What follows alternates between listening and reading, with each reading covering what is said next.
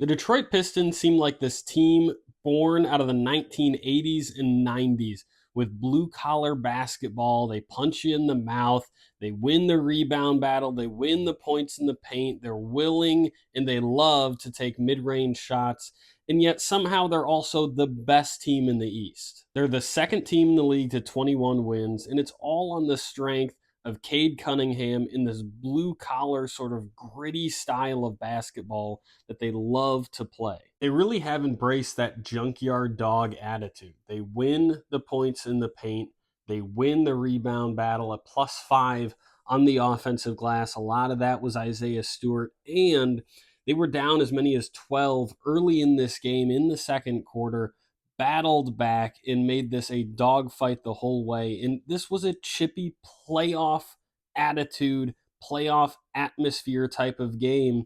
And it felt like the Pistons were up to the challenge. Nobody on that roster backed down. And Cade was in foul trouble, was out a chunk of the fourth quarter with 5 fouls. And it was dudes like Javonte Green, like Jaden Ivey, who's still coming off the bench for them, that stepped up, took and made big shots. And then, of course, it was Cade in the clutch. Finished with 32 and 10, 6 of 10 from three, was fantastic. Masterful in the final moments, hit 2 huge shots that were just clear out, let him go to work, let him find his spot, which of course is always a mid-range shot. And of course, he hit 2 big ones. Important to note that this Eastern Conference is really bad. These are the Raptors. They're in third place right now, 16 and 11.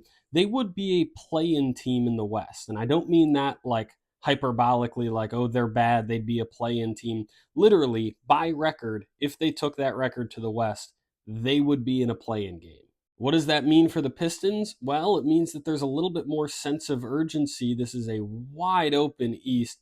The best team outside of them is the Knicks, and you battled them pretty darn close in the playoffs last year when pretty obviously you were a worse team than you are right now. Does that mean that you're more willing to give up some pieces and try and go get a bigger name to compete this year? Only time will tell, but this roster is certainly one capable of competing for a spot in the finals.